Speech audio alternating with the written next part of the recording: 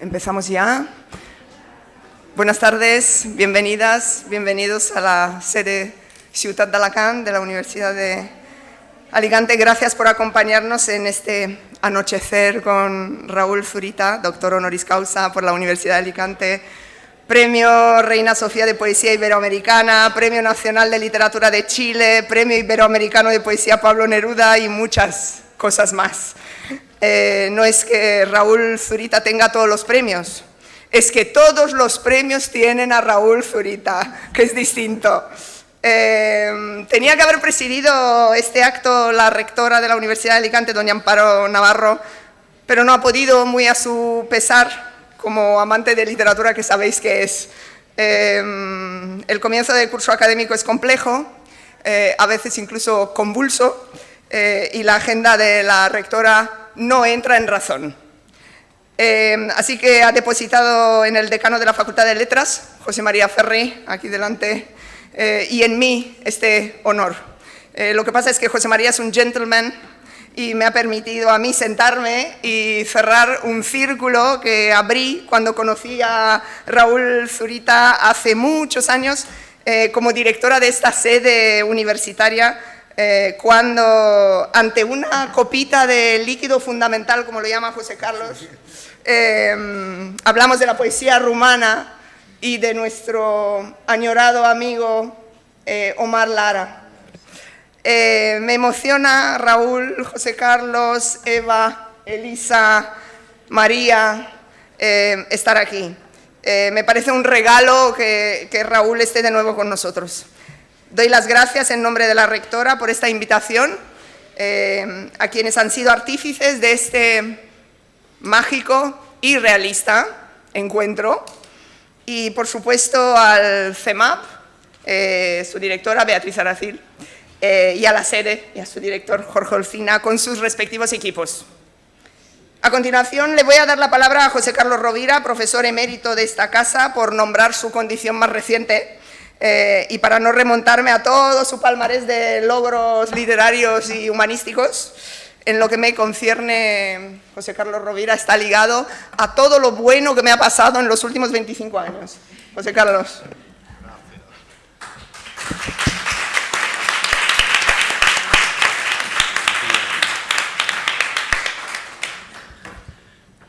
Gracias, vicerrectora de Cultura, Cata Iliescu, querida amiga y persona con la que efectivamente a lo largo de 25 años hemos hecho muchas cosas, ¿no? Como recordabas. Bien, gracias. Luego elaboras eso, no sea que...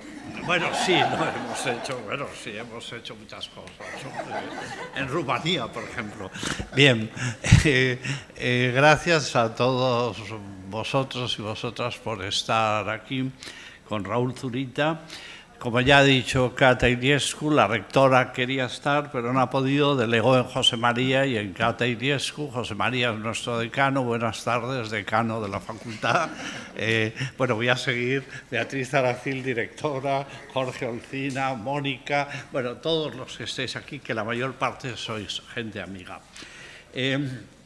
Yo lo primero es decirle a Raúl gracias otra vez, porque hace un año Raúl estuvo aquí en esa misma sala, Rafael Altamira, asistimos al acto de presentación de dos antologías suyas. Una antología era por el Premio Reina Sofía, la realizó Paqui Noguerol de la Universidad de Salamanca, luego saldrá también, a propósito de Elisa Muniza, que también está aquí, era por el Premio Reina Sofía, y había otra antología que hicimos Eva Valero y yo en la Universidad de Talca por el Premio José Donoso de 2018, que también obtuvo Raúl Zurita. Ya ha dicho Cata Iliescu que los premios tienen a Raúl en estos momentos como referente. Ojalá pronto haya alguna sorpresa más. Yo creo que lo más importante, se ha recordado también que Raúl fue doctor honoris causa de esta casa, de esta universidad, en el año 2015. tuvimos un congreso y yo creo que no era un punto de llegada, porque para Raúl no hay puntos de llegada, porque todos los puntos de su vida han sido puntos de partida. Yo creo que se sumaba a ese doctorado a muchos reconocimientos y al mismo tiempo se suma a una escritura y actividad que ha seguido siendo imparable. Es decir, podríamos evocar a Raúl Zurita al poco tiempo en India, en Kochi, haciendo una performance que es esta imagen, Paulina Huente es la autora, creo, que está en Kochi haciendo una performance que es inundar una fábrica con un poema que es un poema dedicado a aquel niño que apareció en una playa. En fin, es un poema sobre la tragedia de la migración en el Mediterráneo. No recuerdo ahora el primer verso, pero Raúl seguro que se acuerda. El mar del dolor. El mar del dolor, que es lo que se está representando aquí. Quiero decir que ha sido imparable. Hoy ese camino imparable que tiene tanta actividad lleva a que presentemos 3 libros dedicados a Raúl Zurita. El primer libro es El diálogo con Eva Valero, va a ser sobre esa construcción autobiográfica que se llama Sobre la noche, el cielo y el final del mar. No voy a hablar de ella porque va a hablar luego Raúl y Eva Valero, pero voy a decir simplemente que si tuviera que calificar ese libro que está en venta y fuera, no es un libro que pueda calificar de interesante, lo califico directamente de estremecedor. El libro lo leí con estremecimientos por historias que tienen que ver con la dictadura vivida, pero historias que llegan hasta el presente, hasta el año 2019. Hay fragmentos que recuerdan en Sueños y en Dolor lo vivido por Raúl Zurita. El segundo libro es el amplio estudio de Elisa Muniza sobre Raúl Zurita y Dante Alighieri, Diálogo entre la selva oscura y las estrellas. Va a ser comentado luego y yo participo en ese comentario y por lo tanto ahora no voy a decir nada más, que es uno de los libros más importantes y de los trabajos más importantes que se han escrito sobre el poeta. Y hablo de centenares de trabajos y creo que este es un estudio de referencia, como luego veremos, sobre algo no nuevo, pero planteado de una manera radicalmente nueva. La antología Mi Dios no ve, realizada por Héctor Hernández Montesinos, que está sentado ahí, que acaba de llegar en un periplo desde Nueva York, que estabas ayer, no sé cuántas horas, hasta aquí, y que tiene dentro, está realizando un siglo de oro en la poesía latinoamericana, que va a ser la actividad de los próximos días en España, en Madrid, Granada y Barcelona. Va a presentarlo María Fuentes de la editorial Vaso Roto, pero va a hablar también en ese momento Héctor, por supuesto, que es el autor de la antología. Quiero recordar, solamente porque no tendría sentido que yo hablara más de estos minutos, algo que es importante. Raúl es todo eso, todos esos libros que son continuos, pero al mismo tiempo Raúl Zurita es un compromiso civil que llevaba a que hace unos días utilizáramos en las redes un mensaje que era Raúl Zurita leyendo el preámbulo de la Constitución, que no ha salido. El preámbulo es: nosotras y nosotros, el pueblo de Chile, compuesto por diferentes naciones, etcétera, etcétera. Bien, ese compromiso civil le ha dado dimensión a toda su vida, le sigue dando dimensión. Gracias también, Raúl, por ello. Y yo ya he terminado.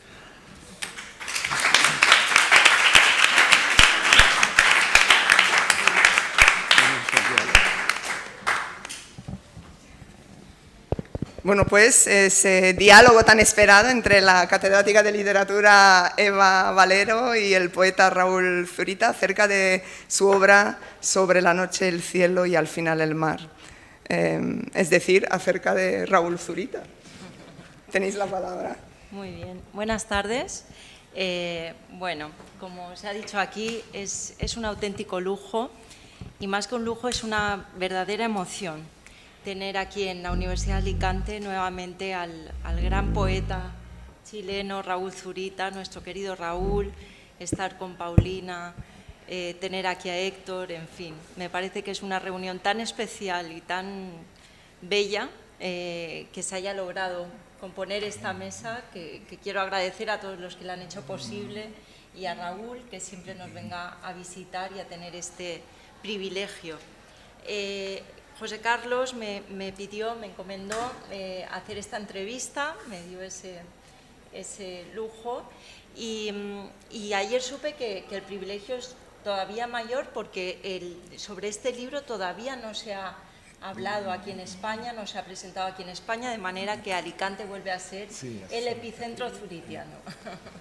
Y bueno, pues quiero hacerle toda una serie de preguntas a Raúl, que es a quien queremos escuchar, acerca de este libro, efectivamente, como ha dicho el profesor Rovira, estremecedor de principio a fin, un libro que rememora esos años terribles del golpe militar de Pinochet en Chile, de los años de la dictadura, los años en que Zurita comenzó a escribir, cuando publicó ya en el 79 sus libros Señeros, Purgatorio, Anteparaíso, cuando formó parte de un colectivo de arte fundamental, el CADA, el colectivo de acciones de arte, que fue tan importante en el contexto de la resistencia contra la dictadura y que fue aquel tiempo en el que entabló vínculos personales, intelectuales muy importantes para él después, y aquellos años, en definitiva, de los que surgió toda su obra poética, que le ha merecido los premios antes enumerados por la vicerrectora, profesora Catalina Iliescu. Bien. Más que hablar yo del libro, vamos a escuchar a Raúl a través de una serie de preguntas. Yo quiero ir en principio al origen del libro, a la cuestión del género.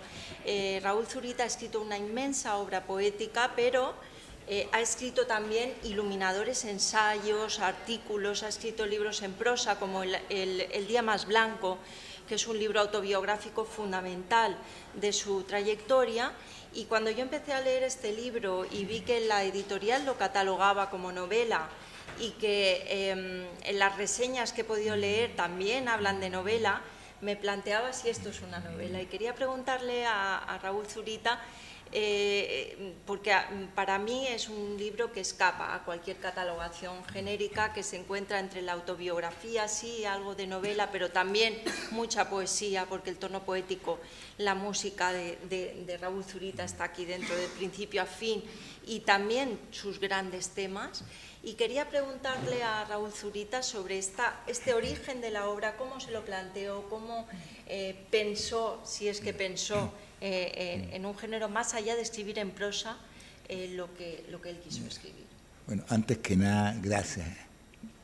Gracias de verdad, gracias desde el fondo del corazón a usted, a cada uno de ustedes, a Héctor, a Paulina, mi mujer, porque me emociona estar acá.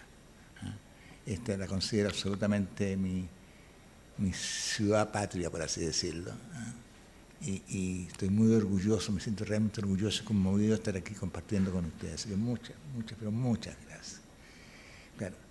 Eva, mira, yo creo que todo lo que yo he escrito tiene la pretensión de ser poesía. La pretensión, porque no sé, eso finalmente no lo ha decidido uno, sino lo deciden los demás. Y nunca lo he considerado una novela en el sentido de que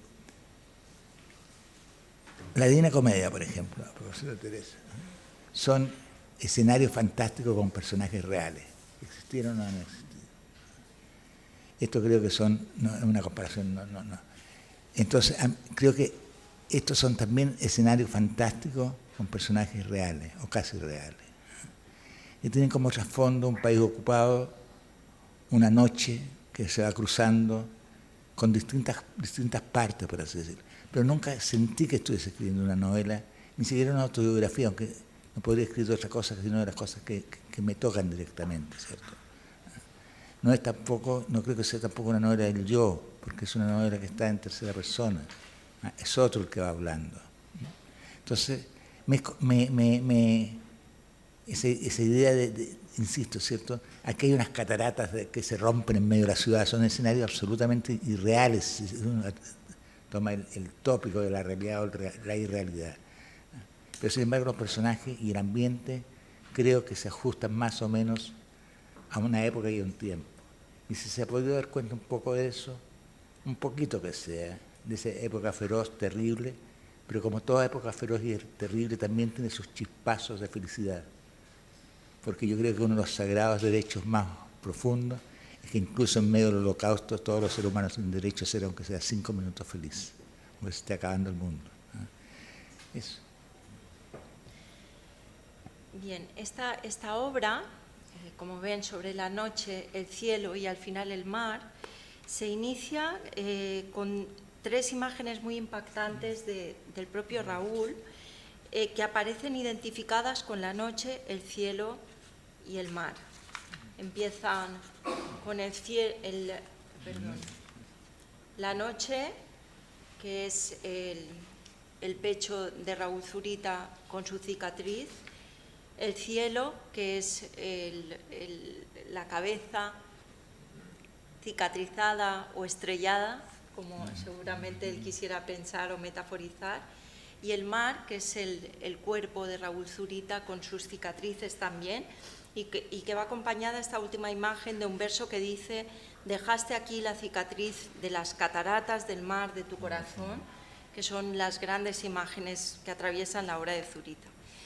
Esta identificación inicial del ser Zurita con elementos del cosmos a mí me retrotrae un poco, de alguna manera, a ese título del poemario Zurita, ese título del libro Zurita que está aquí, que es de 2011, que Raúl Zurita siempre ha explicado que lejos de cualquier egolatría, ese título lo que trata de comunicar, transmitir, es que para llegar a lo humano colectivo hay que partir de la profundización en el propio ser, en lo más profundo del ser personal, que no tanto individual como también escribió César Vallejo a raíz de esa reflexión sobre lo individual y lo personal, ¿no?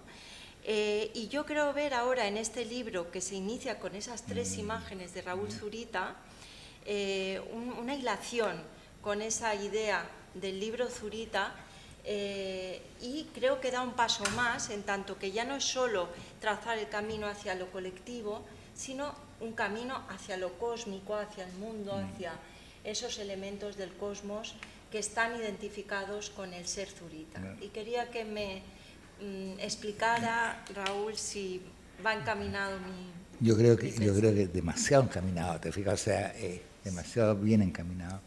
Y me encanta, me gusta mucho la lectura que... Ahora, yo creo que esas 3 imágenes, esas 3 cicatrices, son cicatrices que corresponden a hechos reales, son las que me ha proporcionado el tiempo, no yo mismo, porque yo mismo me he herido a veces. Se nos da la cubierta de mi primer libro, parte con la imagen de una cicatriz de una quemadura en la mejilla. Esa me la hice yo, frente a circunstancias bastante desesperadas, pero estas otras no son ya el tiempo, ¿te fijas? Porque hay un momento en que tú haces clic y te das cuenta de algo que es obvio, ¿cierto? De que te vas a morir, que todos nos vamos a morir. Pero tú vives muchos años sin saberlo, aunque creas que lo sabes, pero de repente pasa algo. Entonces tú empiezas a adquirir ese tono de los grandes crepúsculos, por así decirlo. Entonces, yo digo, ¿por qué ese libro se llama Zurita? No tiene nada que ver con al contrario, ¿cierto? Sino que es partir del dato elemental de tu propia existencia, de cómo empiezas a respirar, qué van diciendo esas respiraciones, que sentir el propio latido del corazón, y esa sensación de que claro, nada hay más fuerte, ¿cierto?, que en situaciones difíciles o desesperadas sentir el latido de tu propio corazón, porque es muy fácil terminar con el sufrimiento, ¿cierto? Y la vieja problemática del suicidio, ¿no? Entonces es fácil, se podría terminar, ¿cierto? Pero el corazón late, pam, pam, pam, esa soledad infinita cada vez más fuerte. ¿Y qué está diciendo ese latido? Sí, sí, sí, sí. Es el latido que dice sí a la existencia entera. ¿Ah? Entonces, tú sientes, entonces yo tenía que partir de eso, ¿ah? De esos latidos de un ser que tiene la posibilidad, por un lado, de que todo se termine, concreta, y por su lado decirle sí a la existencia con todo su... Y estos son entonces ahí escuchas efectivamente los latidos de tu corazón. Yo quisiera que lo que yo de verdad, muy pequeñamente, muy mínimamente he hecho, se viera también desde eso, desde ese latido básico. Y, perdón un segundo. Claro. Entonces están esas tres fotos que a propósito lo recogió Héctor Hernández en un libro maravilloso, María, de Vaso Roto. La primera es la noche. Dejaste aquí la cicatriz de tu corazón. El cielo. Dejaste aquí la cicatriz del despedazado cielo de tu corazón. Finalmente el mar. El mar. Dejaste aquí la cicatriz de las cataratas del mar de tu corazón. Entonces, como tres pórticos.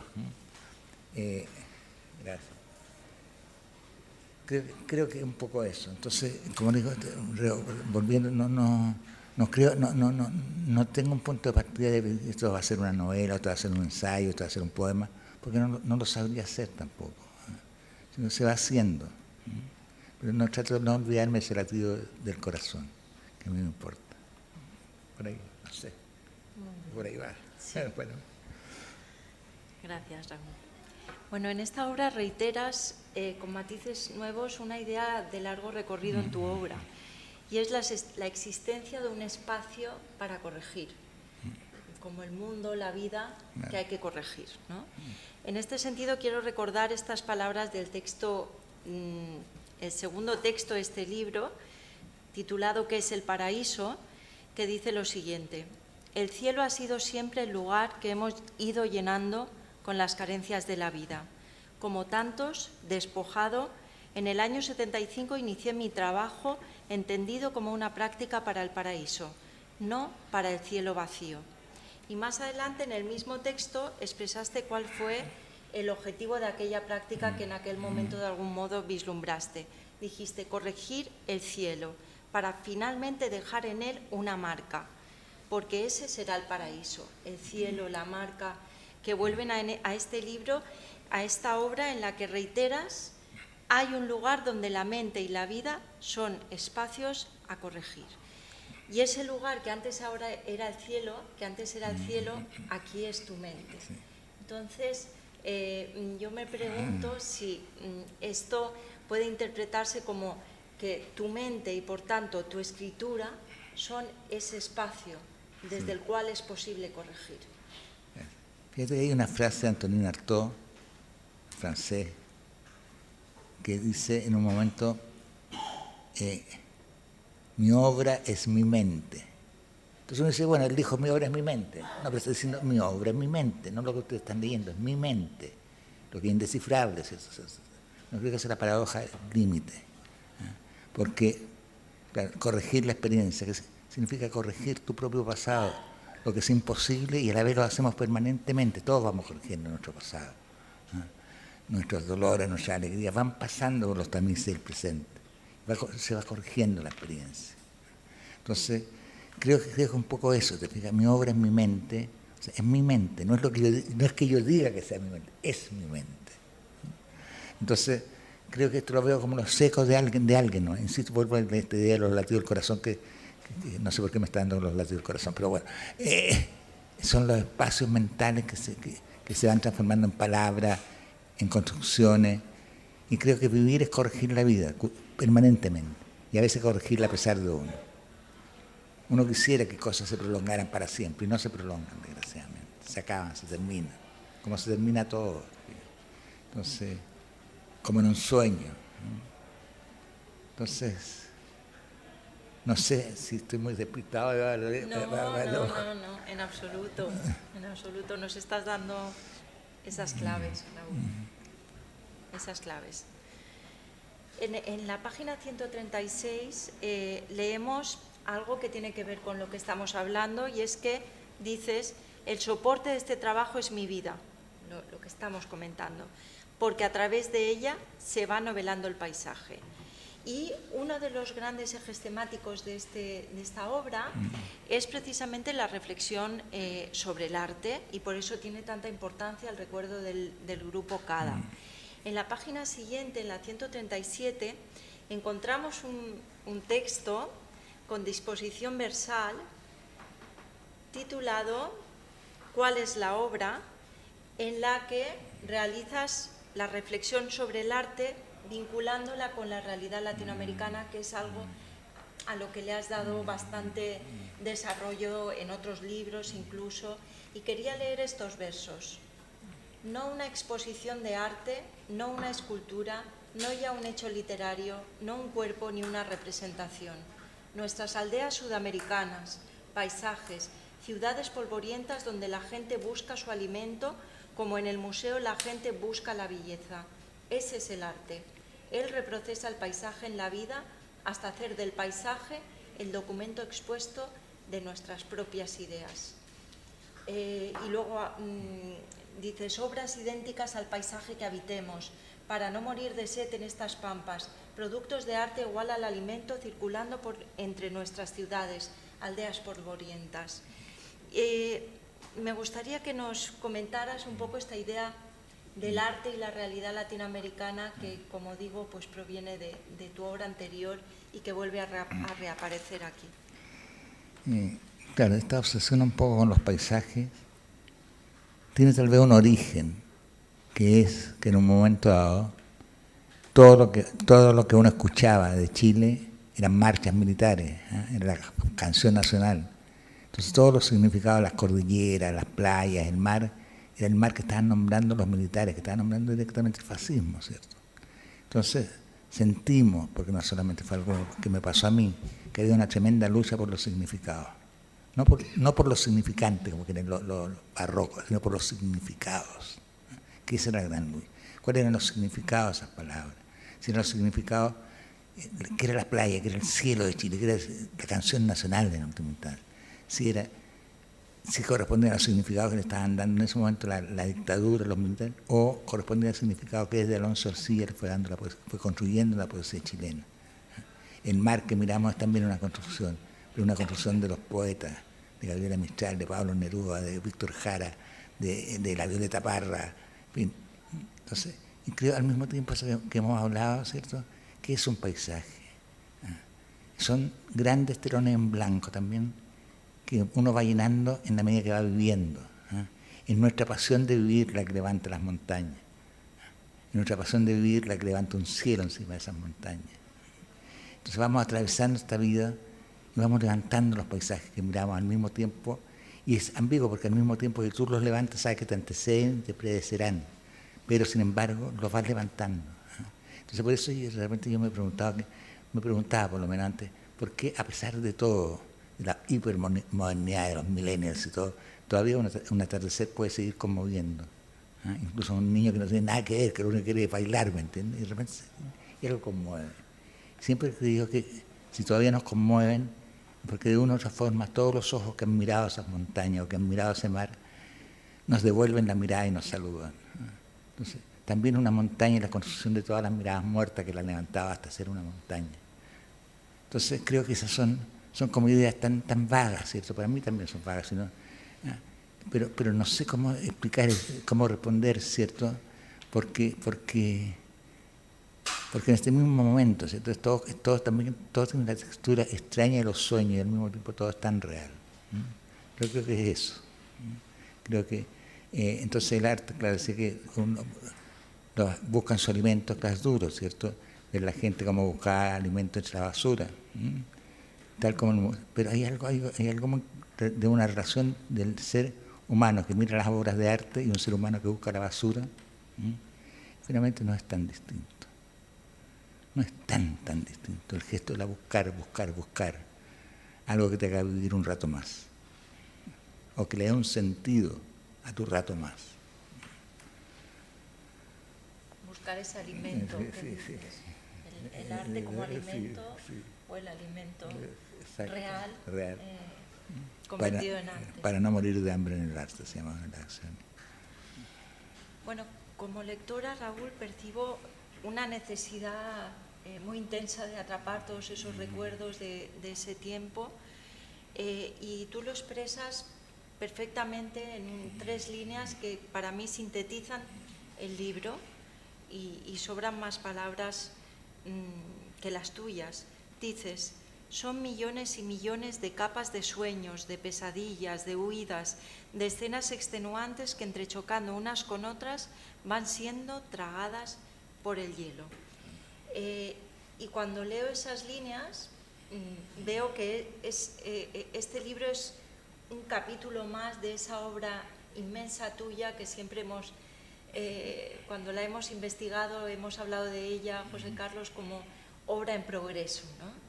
Y yo quería preguntarte cómo te planteas tú este libro, la significación de este libro, en medio o como culminación, aunque vengan más libros después, en estos momentos de esa obra en progreso. Yo la vería como una parte de Zurita, por verlo. La vería como un capítulo que escrito después, que estaría allí, incorporado en ese libro. Claro, es lo último en rigor que he escrito.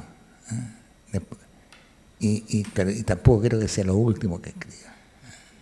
Pero todavía, mira, hay una frase de Baudelaire, creo que dice: lo único que le pido, si Dios existe, lo único que le pido es que me dé todavía un poquito más de tiempo para escribir un par de poemas hermosos, para no despreciarme a mí mismo. Déjame escribir un par de poemas para no despreciarme más que aquellos seres que yo mismo desprecio. Pero hasta la esperanza de todavía escribir algo, todavía agregarle algo a esta rueda que es infinita, esta apuesta que es infinita y que es finalmente cerrada. Son capas que se van derrumbando, y la única certeza es el amor, creo, lo único que cuenta, lo único importante, y la persona con que tú estás y la persona con que estás. Bueno, hay otra cuestión, y ya voy terminando, que me ha parecido interesantísima en esta obra, y es que, bueno, en la obra de Raúl Zurita, sobre todo la naturaleza, tiene una presencia apabullante, como todos sabemos, pero hay algunos poemas en los cuales de repente surgen las ciudades, ¿no?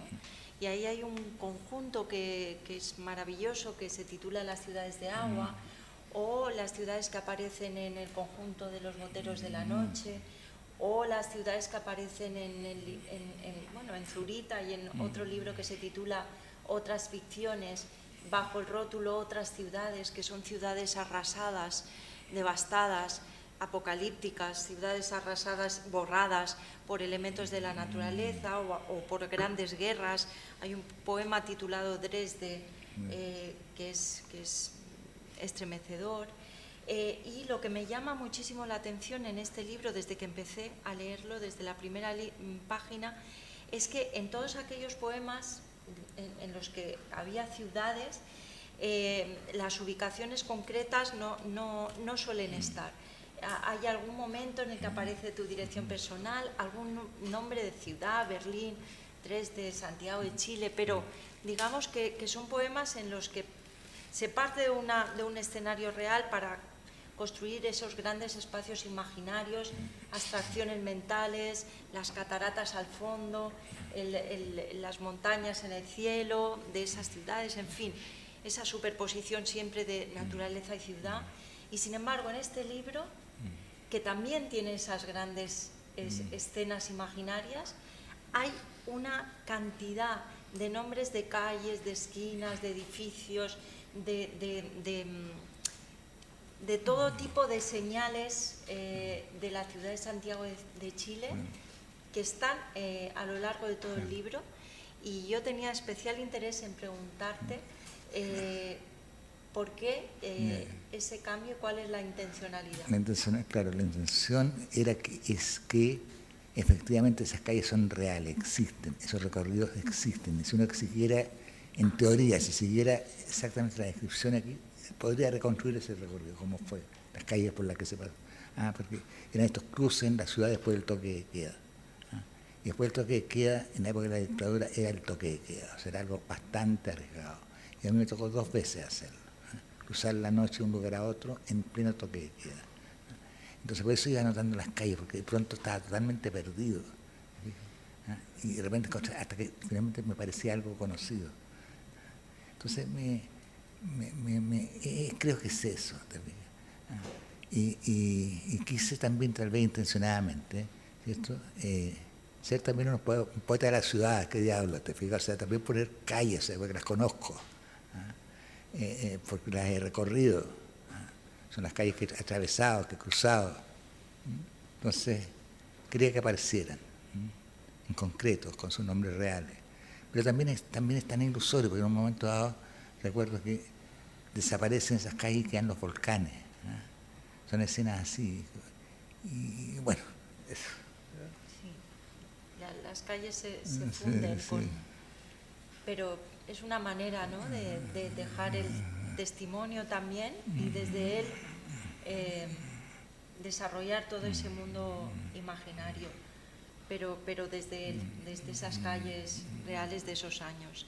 Y ya para terminar, hay un momento del libro, bueno, hay 2, pero hay un momento del libro en el que aparecen las líneas tachadas, varias páginas, ¿no?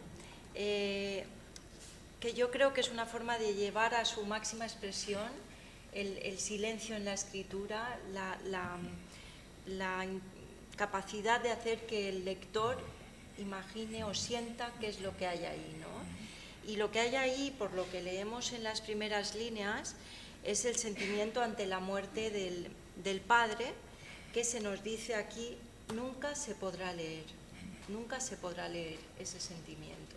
Y yo quería terminar preguntándote si esta representación visual es una forma de transmitir el sentimiento o la idea más bien de lo inefable en la literatura, lo que no se puede.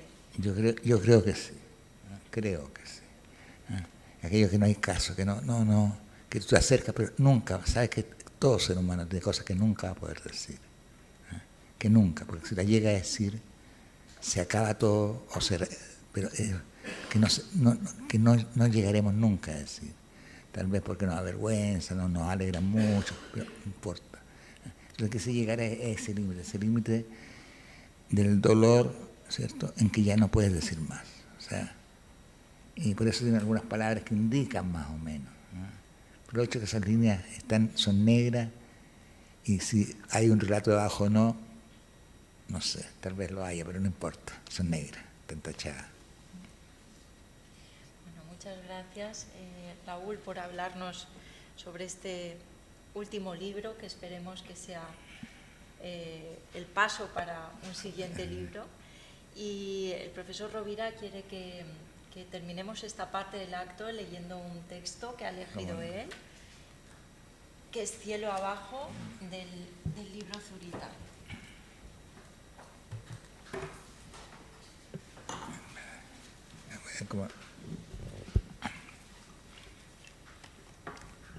Cielo abajo.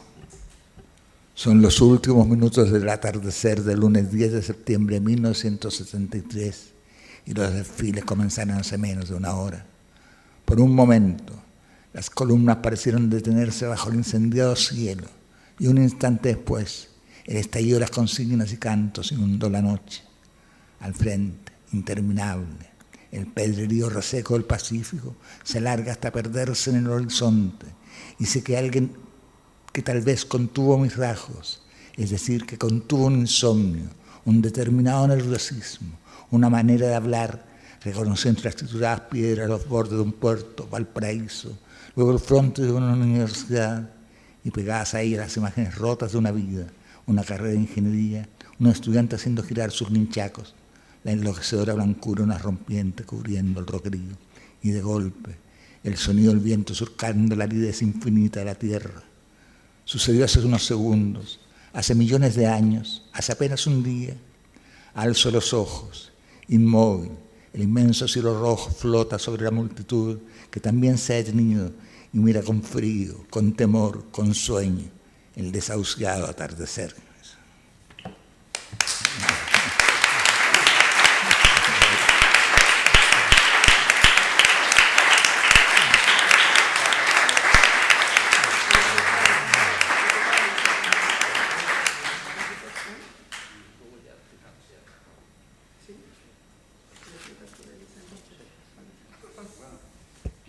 Después te acerco directamente al micro. Te doy la palabra. Bueno, tiene la palabra José Carlos Rovira y a continuación creo que la doctora Elisa Muniza,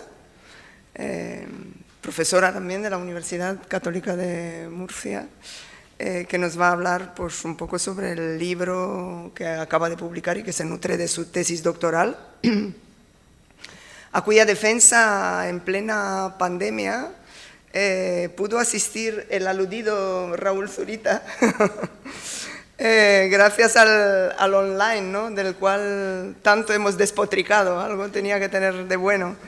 Y el título del libro es Raúl Zurita y Dante Alighieri, diálogo entre la selva oscura y las estrellas. Pero con preámbulo de José Carlos. Muy breve también. Bueno, es solamente primero agradecer a Juan Mora, vicerrector de investigación, que ha colaborado en la edición de este libro, a Luis Rafael Hernández, director de Verbum, por su generosa disposición y por su actividad. Y bueno, como se ha dicho, el libro es parte de una tesis doctoral. Estuvo Raúl presente a través de con mucha distancia a través de la red.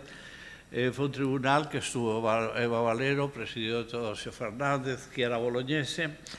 Y esto es la primera parte del libro de una tesis que dirigíamos Víctor Manuel Sánchez Amat y yo, y cuento rápidamente una historia que presenta Elisa Muniza, que sería mucho más largo presentarlo.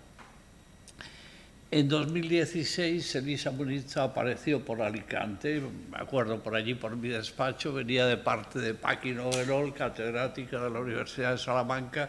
La habían mandado aquí, pues yo creo que no tanto por los estudios que se estaban realizando, que se habían editado sobre Raúl Zurita, el Congreso Internacional, sino porque se sabía de la amistad de Raúl Zurita con esta tierra por muchas razones.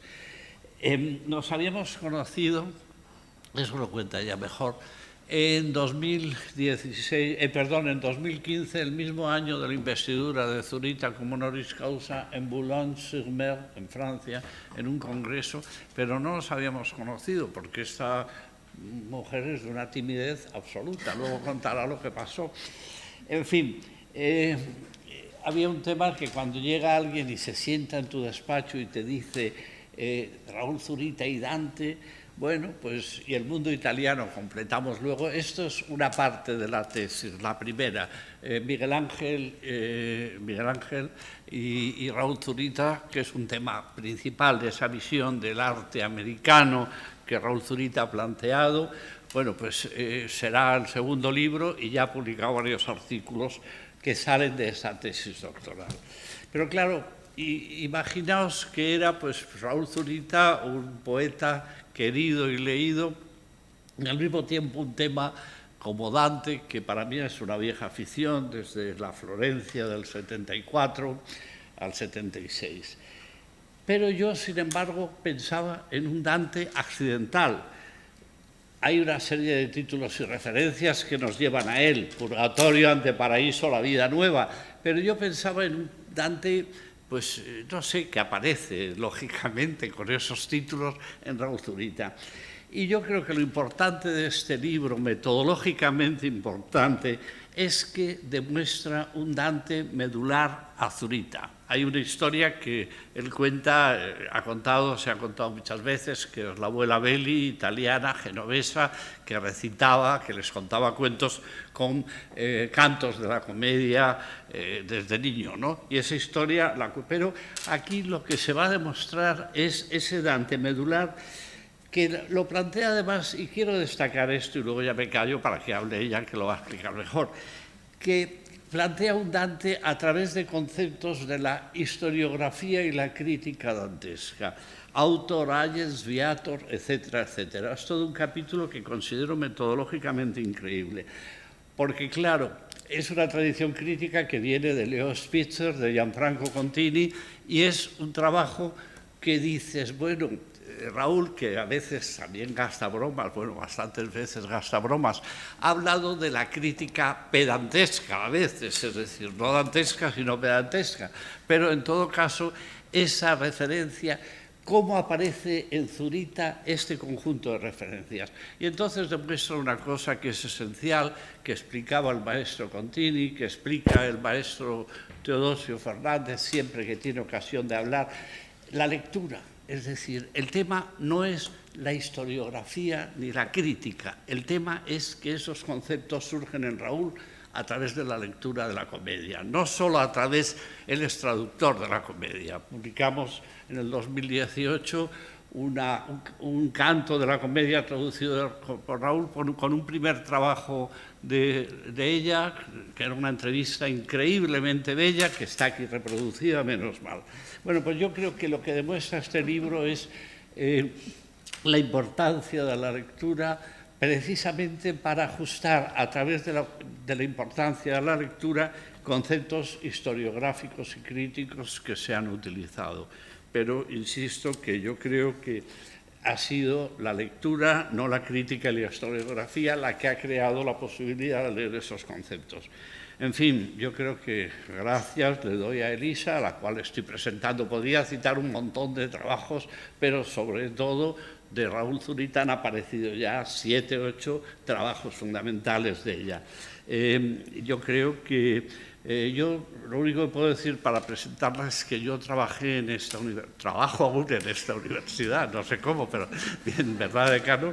Pero para dirigir tesis como esta o para dirigir y tener algo que ver lejanamente con libros como el que recomiendo encarecidamente, que además ha llegado milagrosamente hoy. Es decir, ha sido una aventura, pero ha llegado hoy y está fuera a la venta, pero en fin, eso es otro asunto. Gracias.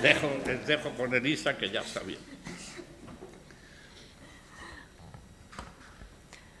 Buenas tardes a todos y a todas. Bueno, en primer lugar, muchísimas gracias por estar aquí. Muchísimas gracias, Raúl Zurita. Es un lujo, como ha dicho Eva, poder contar con tu presencia. Estoy muy emocionada. Muchísimas gracias también a José Carlos Rovira, que es mi maestro, aunque hay que decir que es maestro de muchos y de muchas, como siempre se dice.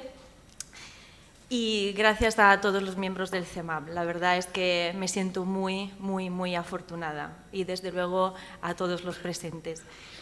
Me veo obligada a decirle a Raúl que el agradecimiento en realidad no solo es por su presencia, sino también por su poesía, porque sin su poesía pues este libro no existiría, en primer lugar.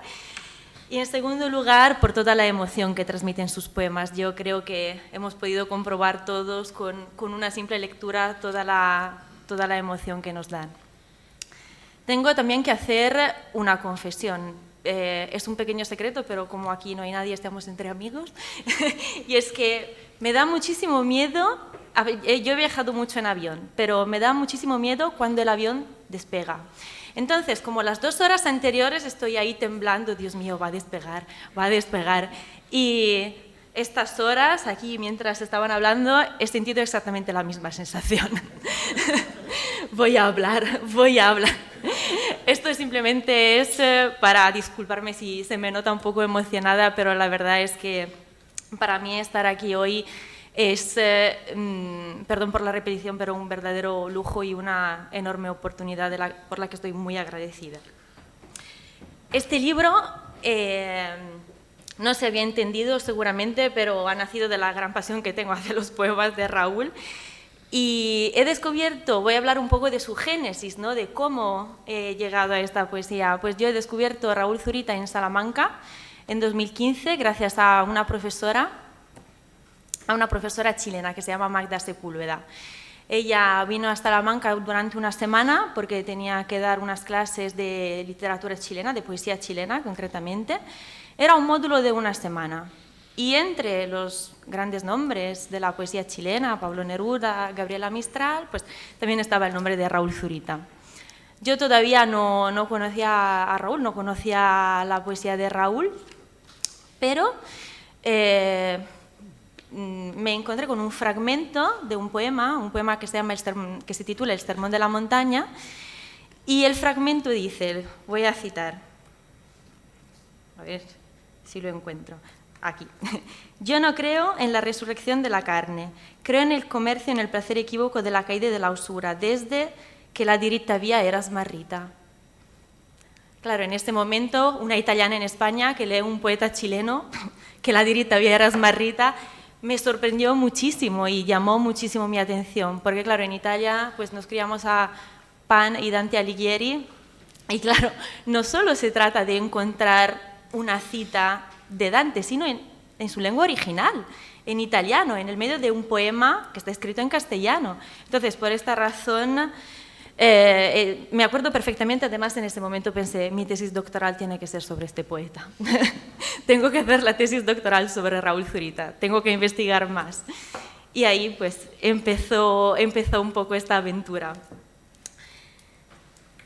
Ha sido un camino de investigación bastante largo, han sido 4 años más los que han hecho falta para perfeccionar un poco este libro. Es un camino, tengo que decirlo y siempre lo voy a reconocer, en el que me han ayudado mucho. Me han ayudado mucho. A pesar de todo, porque, y ahora voy con el episodio al que se refería José Carlos, me acuerdo cuando por primera vez durante este famoso congreso en Boulogne-sur-Mer, en el norte de Francia, encontré a Raúl Zurita por primera vez, pues yo solo había leído algunos poemas, estaba muy emocionada, como si tuviera que encontrar mi rockstar preferida. Entonces me acuerdo que salí de mi hotel, el entorno típico del norte de Francia, nubes oscuras, muchísima lluvia, y pues yo no había conocido a Raúl Zurita, simplemente había visto fotos, eso sí. Entonces salgo de mi hotel con mis pequeños libros, directa a la universidad, y veo a Raúl Zurita y Paulina desde lejos. Y pienso, ahora voy a hablar con él. Entonces me acuerdo que me acerqué y dije, buenos días. Y él, claro, me dijo, buenos días. Y yo en ese momento pensé, Dios mío, me he atrevido a hablar con Raúl Zurita. Entonces me di la vuelta y escapé, literalmente. Y ahí pensé, Dios mío, mi carrera de investigadora se ha acabado. Ha acabado antes de empezar, que me he escapado de Raúl Zurita. Pero en realidad no. Ese fue el principio de una aventura maravillosa. Ahí, efectivamente, también conocí al profesor Rovira y en octubre de 2015, y ya en 2016 pues, empezó definitivamente mi doctorado aquí en Alicante. Resulta bastante fácil asociar el nombre de Raúl Zurita al de Dante Alighieri, más que nada por los títulos de los libros, ¿no? Purgatorio, Anteparaíso, La vida nueva, y sí que es verdad que hay muchas citas que se encuentran, por ejemplo, en Purgatorio, también en el Sermón de la Montaña, ¿no? La diritta via era smarrita. Pero mi objetivo no ha sido solo buscar las citas dantescas, sino también los conceptos que han servido para construir una poética que es absolutamente innovadora y que pertenece profundamente a Raúl Zurita, y que tiene como objetivo un fuerte compromiso poético, lo que es realmente el compromiso de la poesía. Entonces, sí que hay elementos muy claros, como por ejemplo, Purgatorio, ya solo el título del libro, pero uno de los primeros versos es: me encuentro en la mitad de la vida, perdí el camino. Es evidentemente una referencia dantesca, pero sí que hay cosas que están un poquito más escondidas y que he querido estudiar.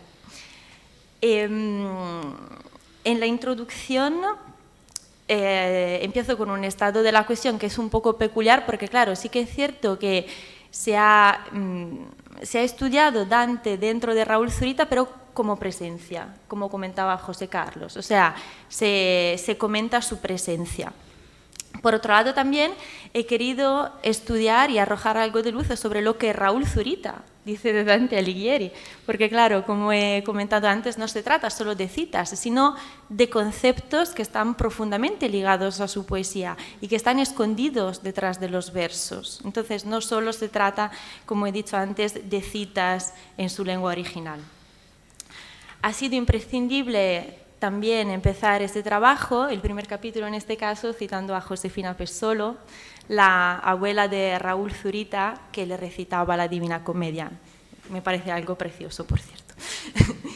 Pero la importancia de Josefina Pessoa aquí es un poco diferente respecto a cómo hasta ahora se ha descrito, porque claro, Josefina Pessoa, Raúl lo comenta varias veces, sí, es verdad, le habla italiano, pero también habla en genovés, que es el dialecto de Génova, de Rapallo, que es de donde venía ella, que está cerca de Génova. Entonces, claro, yo ahí me he imaginado un crítico que se acerca al trabajo de Raúl y dice, vale, pero si le hablaba en genovés, entonces, ¿dónde está la lengua italiana? ¿Por qué estamos hablando de italiano y no de genovés? ¿Y cómo se asocia esto a la Divina Comedia? Ahí, en el primer capítulo, he intentado un poco resolver esta incógnita. Seguidamente fijo unos tópicos, que son los tópicos típicos que se asocian a la Divina Comedia: el infierno, la idea de salvación, por ejemplo, la figura de Beatrice. ¿Dónde está Beatrice? No voy a hacer spoiler. No, pero ahora, bromas aparte, sí que hay algunos elementos que se sedimentan en la obra zuritiana, pero otros que finalmente no se encuentran. Entonces también me parece un importante punto de partida para quien quiera estudiar la obra zuritiana y Dante Alighieri, porque este solo es el principio, o eso espero. Entonces, en el segundo capítulo sí que me dedico a estudiar uno de estos tópicos, que es el infierno. Concretamente, el tema del infierno, la importancia del infierno dentro de la lírica zuritiana. Normalmente, esto hay que decirlo, se asocia el infierno de Raúl Zurita al infierno dictatorial, desde luego, y no podemos negar esta conexión. Pero lo que he intentado demostrar es que no se trata solo de infierno dictatorial, porque, por ejemplo, en el Sermón de la Montaña, que es el poema que he citado antes, se habla de puertas del infierno, se cita el infierno directamente, y ese poema se ha publicado en el 71, o sea, 2 años antes del golpe de Estado. Entonces, el infierno es una presencia constante, o sea, la poesía de Raúl Zurita está estrictamente conectada al alma, podemos decir, de la Divina Comedia. También es verdad que usa el tópico del infierno para expresarse haciendo referencia a la dictadura, pero también tenemos que considerar que no solo se trata de esto.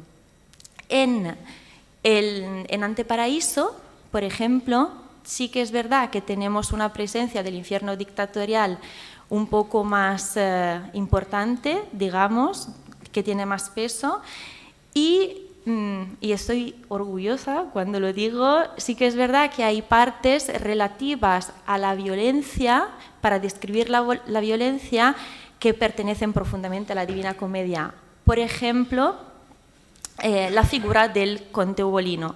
Y he dicho que estoy orgullosa porque es algo que yo antes nunca había leído, que había quizá un elemento que quizás había pasado desapercibido. Pero sí que hay un poema de Anteparaíso que se titula Las aldeas de Tiguanay, cuyo epígrafe dice: Padre, si es tanta tu hambre, ¿por qué no te alimentas de nosotros? Y hay un verso de la Divina Comedia que dice: Padre, assai ci fia mendoglia se tu mangi di noi. Básicamente, más o menos estamos hablando del mismo verso, del mismo concepto. Y aquí voy a hacer referencia a lo que has dicho antes, Raúl, el escenario fantástico con personajes reales. Porque claro, el conde Ugolino ha existido de verdad, pero en la Divina Comedia se describe este hombre, se abre el poema en un escenario totalmente distópico. Es este hombre que se está comiendo la cabeza de otro. otra persona que ha existido, que es el arzobispo Ruggeri.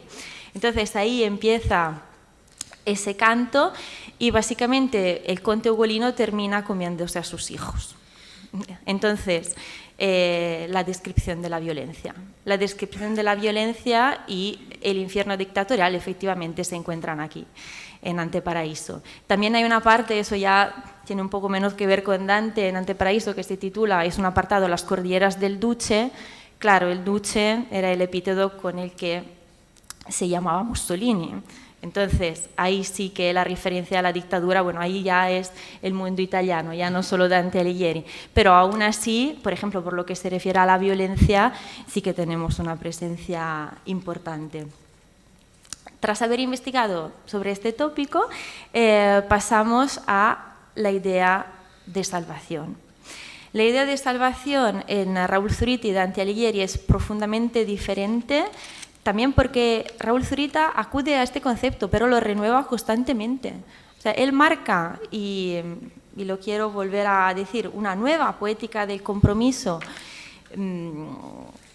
citando, podemos decir, Dante Alighieri, pero es algo que renueva. Y, repito, que renueva constantemente. Por ejemplo, en Anteparaíso sí que hay unas fotos de los poemas escritos en el cielo de Nueva York. Es un poema que se titula La vida nueva. Mi Dios es hambre, mi Dios es cáncer, mi Dios es no. Y esto obliga al lector a mirar hacia lo alto, exactamente como lo hizo Dante. Pero ya, por ejemplo, en La vida nueva, y hablo de La vida nueva, el libro La vida nueva, hay un diálogo entre cielo y tierra que es universal y continuo. Entonces ya no hay una visión vertical dantesca, sino una visión universal que se conecta profundamente a la cultura mapuche.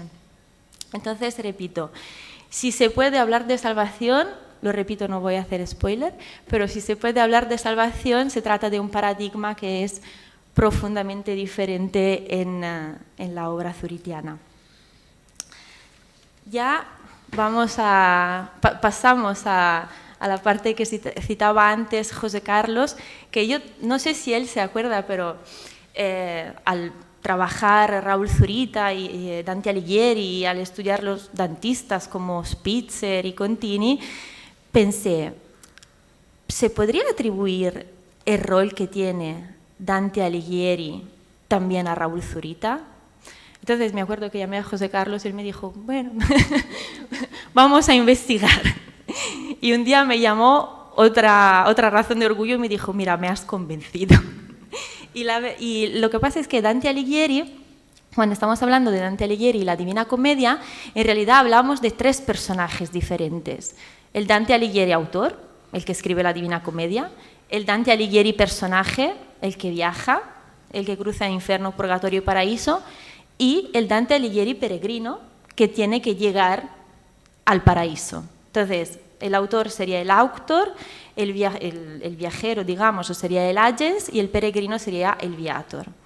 Y yo pensé, pues vamos a ver si hay auctor, agens, viator en la obra zuritiana también. Entonces, he intentado demostrar que a pesar de que Raúl hable de los pedante Alighieri, que es una definición que me encanta y muchas veces es muy, muy acertada, pero sí que recoge sin quererlo, pero un sistema poético en el que se pueden ver reflejados estos conceptos. El último capítulo es un comentario a la traducción del quinto canto de la Divina Comedia. Es una parte que ya había salido en 2018, como ha comentado José Carlos, pero que igualmente me ha parecido muy importante incluir aquí porque demuestra una enorme entrega a la obra. Y cuando hablo de entrega a la obra, y aquí quiero citar a Gianfranco Contini, también hablo del verdadero amor hacia la lectura. Voy a citar. Gianfranco Contini decía que un buen lector es el que está dispuesto a dejar que las almas de otros lo invadan a través de la lectura. Entonces, finalmente, lo que yo he intentado hacer con este libro es demostrar que la lectura de Dante por parte de Raúl se estratifica hasta recrear un ambiente poético en el que se utilizan los elementos dantescos. Y estoy hablando de todo, de los conceptos, de las citas, y todos estos elementos sirven para crear un fuerte mensaje de compromiso poético. Hay una frase que ha dicho Raúl durante la entrevista que se encuentra en el libro y me parece una frase preciosa y la voy a citar. No vivimos en fragmentos, sino que experimentamos la vida como una totalidad. Creo sinceramente que no todo el mundo se permite a sí mismo vivir la vida como una totalidad, pero sí que creo que Raúl Zurita se ha dejado invadir el alma totalmente por la lectura de la Divina Comedia. Y creo que es por esto que es tan importante hacer esta referencia dantesca. Muchas gracias, Raúl.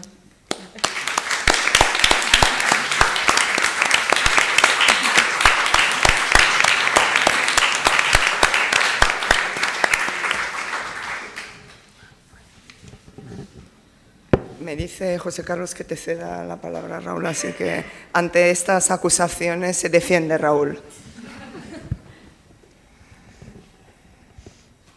No, para mí es tremendamente emocionante que alguien se ocupe de esta manera de un trabajo. Realmente me emociona, me llega al fondo del corazón. Entonces no tengo mucho cómo referirme, ¿cierto? Cuando uno se siente sujeto a un estudio, pueden pasar muchas cosas, entre ellas la emoción, y es lo que me pasa. Yo creo que es brillante, pero no porque yo sea brillante, sino porque Teresa Muniz es brillante. Eso. Es absurdo. Creo que tiene tantos aciertos, cosas que un gran crítico siempre adivina más de lo que el autor sabe. Y esa es una gran lectura. Y creo que está lleno de esa gran lectura. A mí me pasma, me emociona mucho. Eso es lo que quería decir, de verdad.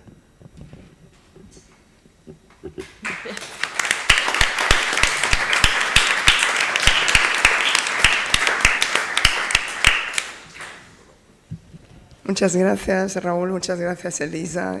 Yo cuando escribí mi tesis empecé con mi autor en vida, pero la terminé y él, Marin Sorescu, no estaba allá. Entonces pienso que es una gran suerte, Elisa, que hayas tenido a Raúl a lo largo del camino y Raúl que haya podido leer ese resultado.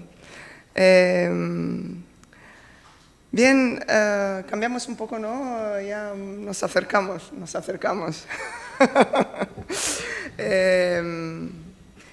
Una de las letanías más vehiculadas reza que la poesía no vende.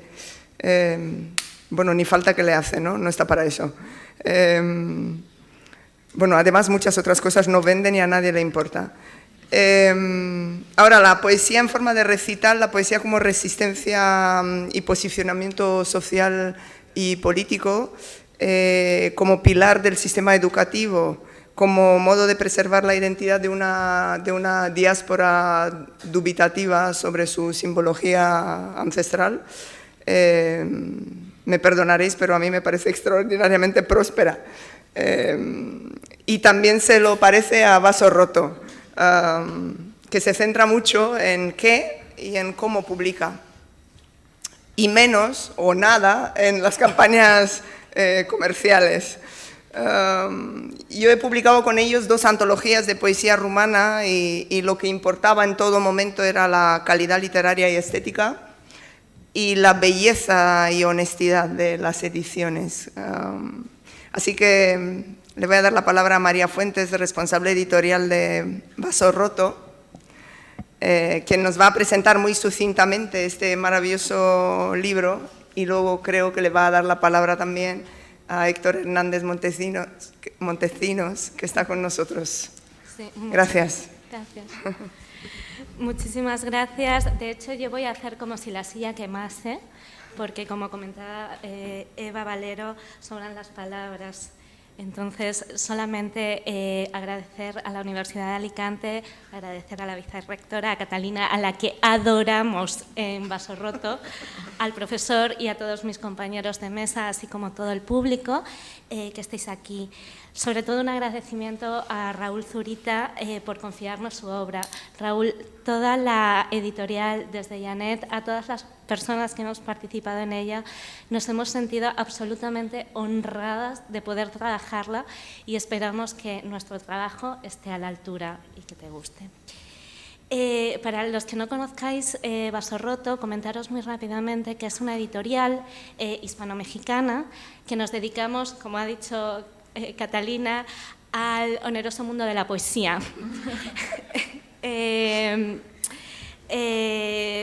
Buscamos, o sea, nuestra vocación es acercarle a los lectores la poesía contemporánea que es y será un clásico en el futuro. Un clásico porque los lectores nunca agotarán su lectura, sino que solamente o gracias podrán construir a partir de ella. En ese sentido, cuando hace unos, pues yo creo que ya más de un año, nos enteramos en la oficina de que Raúl nos iba a ceder una de sus obras, bueno, pues dimos saltos de alegría, ¿no? Pero lo que menos nos esperábamos es que esta obra viniese con un regalo completamente inesperado. Ese regalo se llama Héctor Hernández Montesinos. Héctor, muchísimas gracias. Yo estoy aquí sentada porque hasta hace 2 días no sabíamos si Héctor iba a poder venir y luego yo tenía mis dudas de si Héctor iba a estar lo suficientemente despierto, porque Está con jet lag. hace 7 horas creo que estaba en Nueva York. Con lo cual, pero bueno, me gustaría deciros que bueno, pues Héctor es el editor real de este libro. Nosotros solamente le hemos puesto su carcasa, hemos intentado que sea lo más bella posible y me gustaría, muchas personas de aquí seremos de literatura, habremos estudiado filología y por supuesto nos habrán machacado con la hermosa teoría de que una obra literaria es construida tanto por la escritura del autor como por la lectura. En este caso, en Mi Dios no ve, tenemos la obra maravillosa de Raúl a través de los ojos de la lectura extraordinaria de uno de sus mejores lectores, Héctor Hernández Montesinos. Por lo tanto, como decía Eva Valero, en este libro sobran las palabras que no sean las de Raúl Zurita a través de los ojos de Héctor. Muchísimas gracias.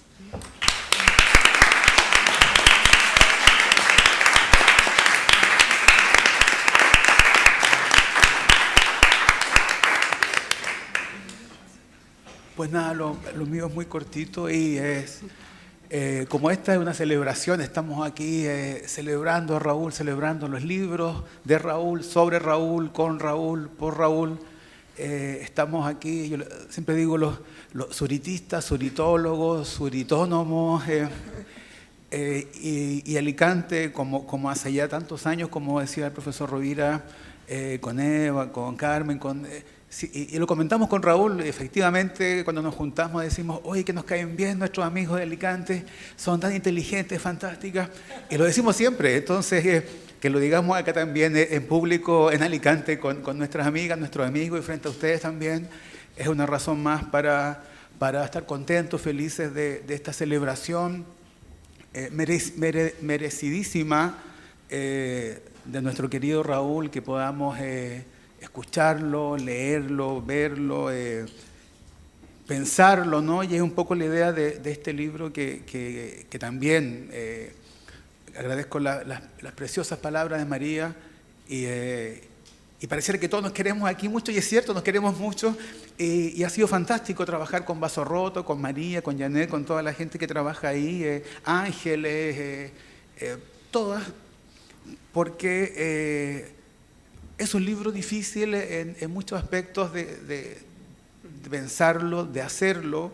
Ustedes ya van a ver la parte visual, la parte de la construcción del libro, pero aún así creo, y más que creo, estoy seguro que el resultado de este libro es...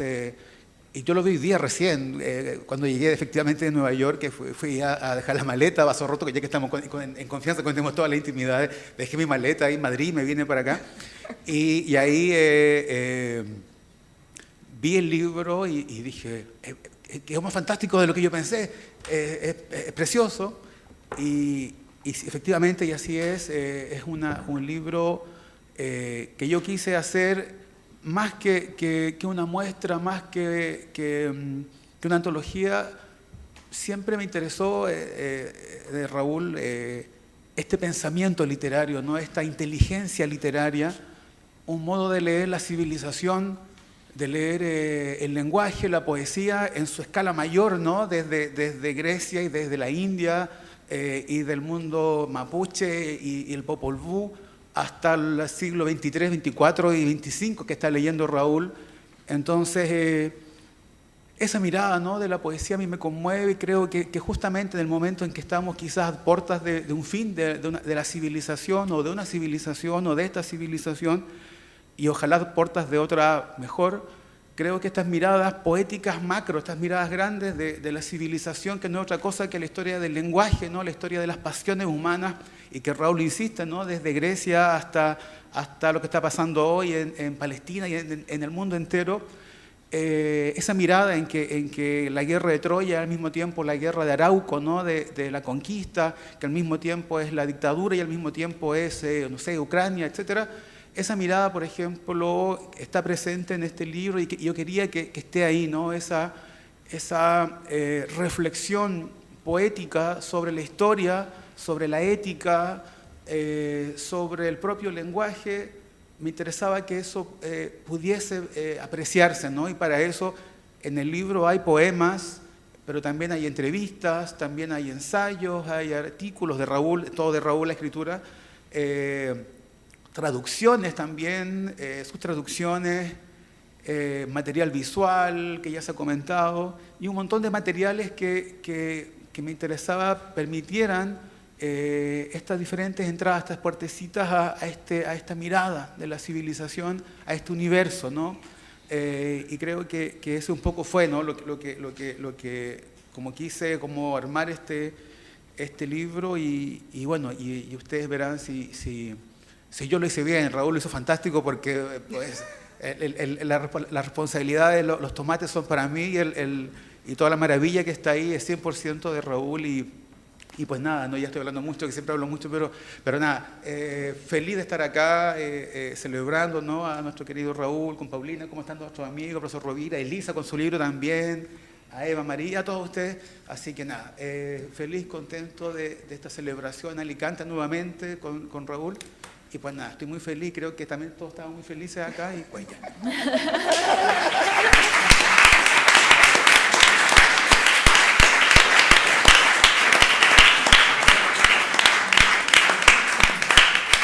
Muchas gracias, Héctor, por estas palabras y por el maravilloso libro, por supuesto. Y te agradecemos el haber querido estar con nosotros a pesar del jet lag. Y le vamos a dar la palabra a Raúl para que nos lea algunos poemas. Gracias, gran poeta y gran amigo. Me honras con la lectura. Gracias, Vaso Roto. Gracias nuevamente, Teresa. A Elisa, Teresa Muniza. Gracias, Rovira, José Carlos. Gracias, Eva. En fin, aquí estamos. Leeré algunos poemas. ¿Sí? Sí. Sí. Sí. Ya.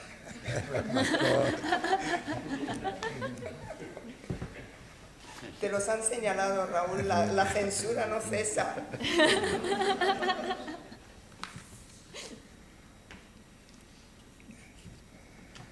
Esto corresponde a se llaman Sueños para Kurosawa. A propósito, está inspirado mucho en la película Sueños de Kurosawa. De que una imagen que me alucina, es un túnel que van saliendo unos soldados que no saben que están muertos.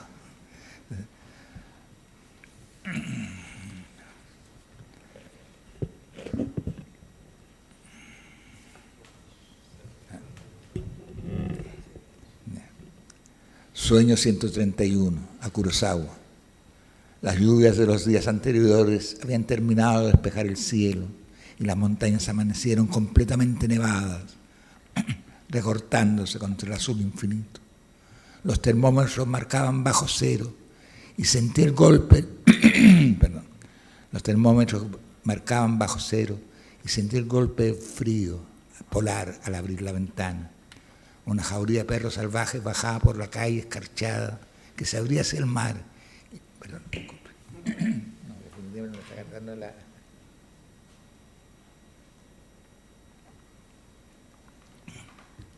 Gracias. Las lluvias de los días anteriores habían terminado de despejar el cielo y las montañas amanecieron completamente nevadas, recortándose contra el azul infinito. Los termómetros marcaban bajo cero y sentí el golpe del frío polar al abrir la ventana. Una jauría de perros salvajes bajaba por la calle escarchada que se abría hacia el mar y los seguí con la vista. Abrí el cuaderno y anoté un número y luego el sueño. Anoté que la calle se llamaba Almirante Algo y que me recordaba la calle donde vivía Bruno. Anoté que Bruno lo habían sacado de su casa a la madrugada y desde entonces no se había sabido más de él. Anoté que su novio y su madre habían buscado desesperadamente, que habían golpeado todas las puertas en vano y que en todas les negaron que hubiese sido detenido. La jauría de perros trotaba ladrando por el medio de la calle y el vaho de sus alientos se abría nublando los colores de las casas del frente, las cortinas cerradas de los pequeños emporios y más allá las tiendas de objetos náuticos, los carteles de cine, las primeras grúas de los malecones. Atrás, las montañas emergían completamente blancas, despejándose la bruma del amanecer, y adelante la jauría aullaba detenida por el mar. Son frías las montañas, Bruno, es frío el mar.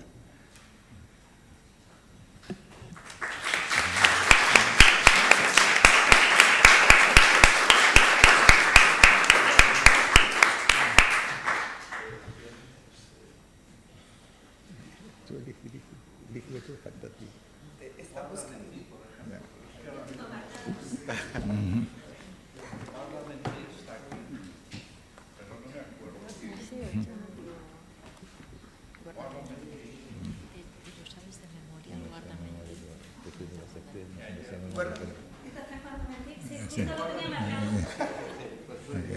Pues están los mismos. Por eso ya dejamos descansar, que llevo un día. Guárdame en ti, entonces guárdame en ti, en los torrentes más secretos que tus ríos levantan, y cuando ya de nosotros solo quede algo como una orilla, tenme también en ti. Guárdame en ti, como la interrogación de las aguas que se marchan, y luego, cuando las grandes aves se derrumben y las nubes nos indiquen que se nos fue la vida entre los dedos, tenme todavía en ti. Guárdame en ti, en el hilo de aire que aún ocupe tu voz, dura y remota, como los cauces glaciares en que la primavera desciende. Muchas gracias.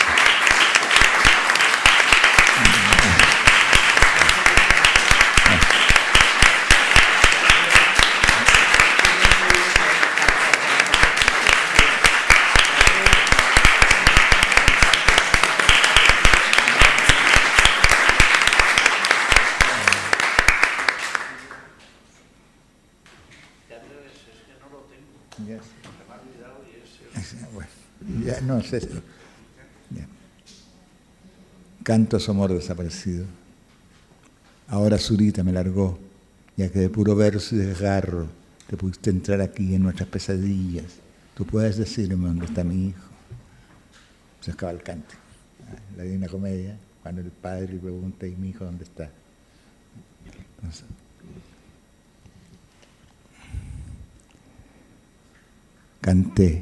canté de amor, con la cara toda bañada canté de amor y los muchachos me sonrieron.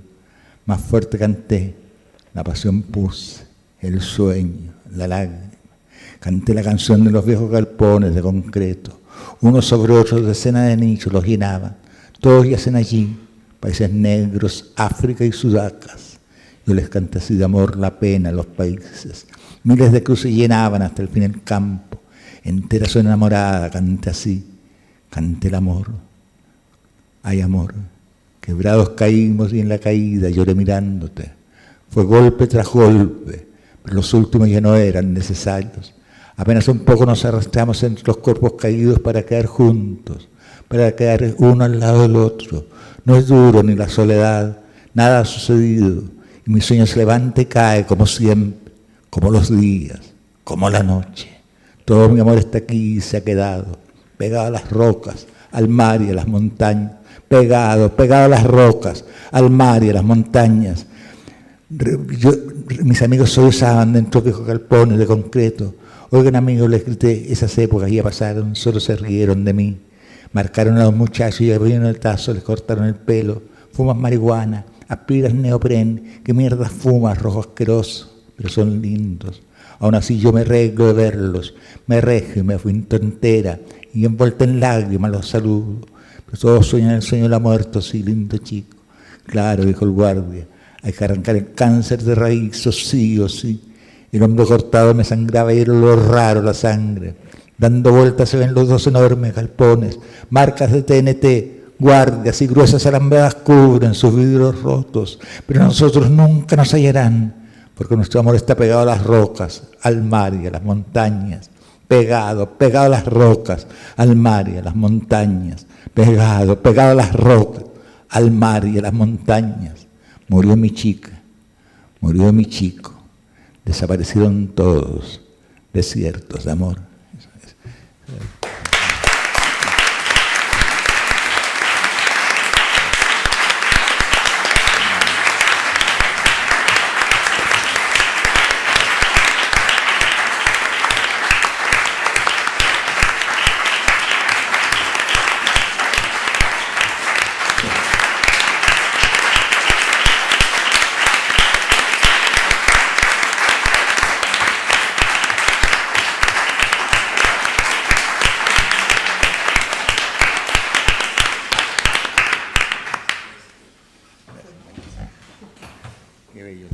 Bueno, sí, José Carlos no tiene ninguna idea traicionera como esta última,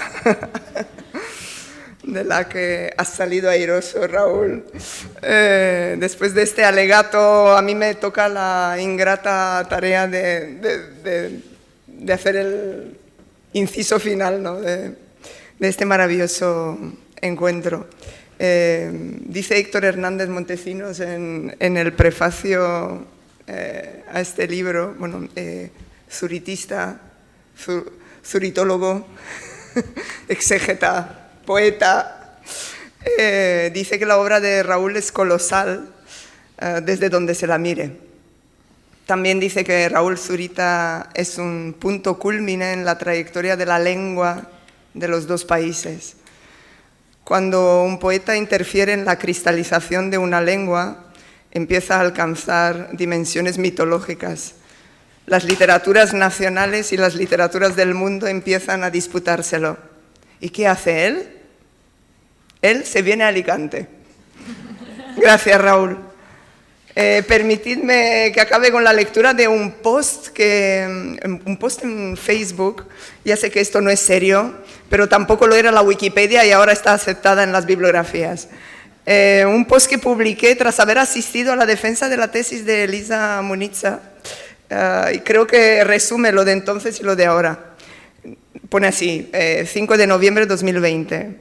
Esta tarde, para algunos lluviosa, nos sonrió a los que asistimos a la defensa de la tesis de Elisa Munitza, titulada Raúl Zurita y el mundo italiano, la creación de una poética a través de Dante, Miguel Ángel y los creadores de la modernidad. Una tesis de literatura siempre es un regalo. Hoy más por la presencia del poeta aludido. Dante no vino, temió el virus. Miguel Ángel se entretuvo por el camino con algún mármol parlante. Entendimos que la intertextualidad era un término demasiado pobre para definir a Zurita. José Carlos Rovira, quien dirigió la tesis junto a Víctor Sanchís, nos contó, partiendo de sus propios avatares literarios y críticos durante su etapa italiana, que el Dante de Zurita es un Dante medular, lo ha vuelto a decir, no referencial. Desde Chile, la sonrisa de Raúl Zurita, la inflexión transoceánica, paró nuestras vidas frenéticas por un instante y escuchamos. Muchas gracias.